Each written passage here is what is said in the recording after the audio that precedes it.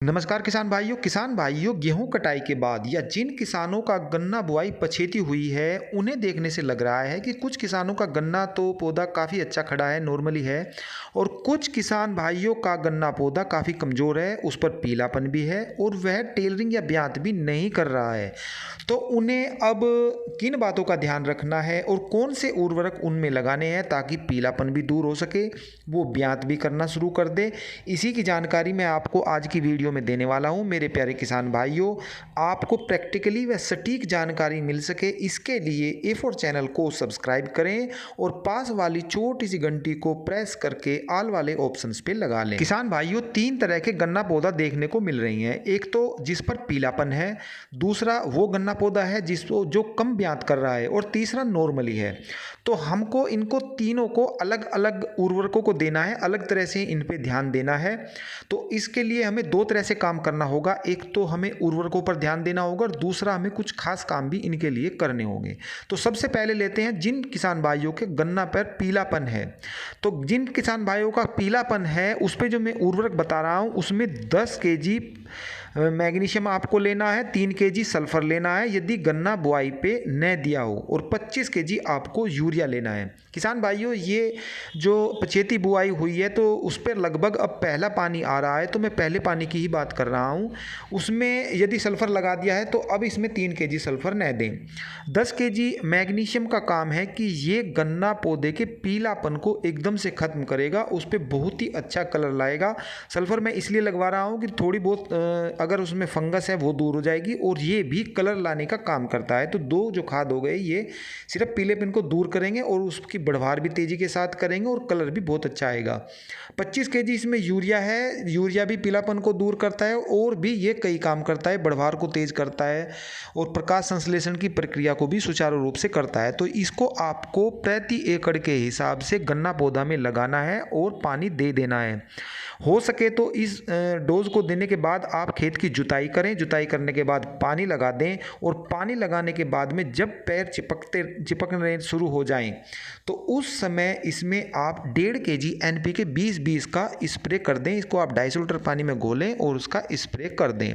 किसान भाइयों, यदि आप थोड़ा खर्चा फालतू करना चाहते हैं तो फिर आप NPK को छोड़ दें और इसकी जगह सिजेंटा कंपनी की एक क्वांटिस आती है, उसकी आधी लीटर मात्रा लें और इसका प्रति एकड़ के हिसाब से स्प्रे कर दें।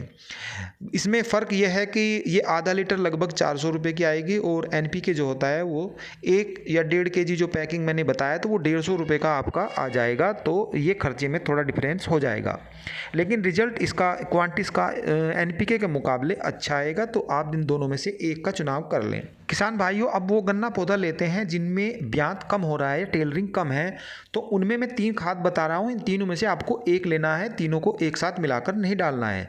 इसमें आप सागरिका लीजिए, बायोवीटा लीजिए या धनजाइम गोल्ड लीजिए। इसमें से आपको 3 में से एक लेना है। यदि आप सागरिका लेते हैं तो 10 केजी प्रति एकड़ के हिसाब से लेना है। यदि बायोवीटा लेनी है, ये PI कंपनी की आती है, ये 4 किलो प्रति एकड़ के हिसाब से लेनी है। और यदि धनजाइम गोल्ड, ये धानुका कंपनी की आती है, यदि आप इसको लेना चाहते हैं तो इसे 5 केजी प्रति एकड़ के हिसाब से दें। ये तीनों ही खाद मैंने ऐसे बताए हैं जो सस्ते हैं, सभी जगह मिल जाते हैं, और ये ब्यात को बहुत ही अच्छा रिस्पॉन्स देते हैं, यानी कि इनमें ब्यात करने की क्षमता ज़्यादा होती है। अब मैं आपको बता रहा हूँ, इसके साथ आप 3 केजी सल्फर ले लें। ये भी कलर लाता है, अच्छा लाता है और फंगस को भी दूर करता है। तो 2 काम करता है।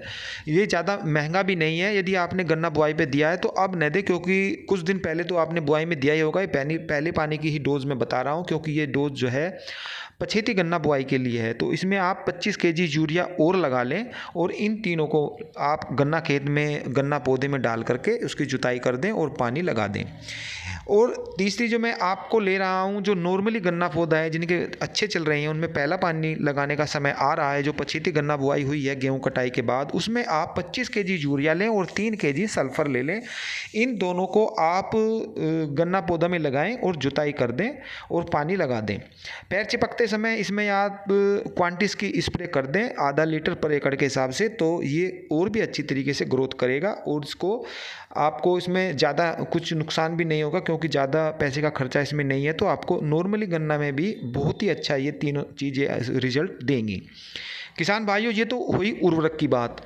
अब कुछ काम हमें ये भी करने हैं जो उनका योगदान लगभग 50% ही रहता है, तो इसमें आप खुदाई और जुताई का विशेष ध्यान दें। जिन गन्ना पौधों में अब खरपतवार हो रहे हैं तो उसमें ब्यात यदि हम दवाई भी डालते हैं या खाद लगाते हैं तो ब्यात फिर भी कम होता है। यदि हम उसकी जुताई कर देते हैं, जुताई खुदाई कर देते हैं, खरपतवार नहीं छोड़ते, तो जब उसमें खुदाई हो जाती है और हम खाद लगाते हैं तो सोने पे सुहागे वाला काम होता है।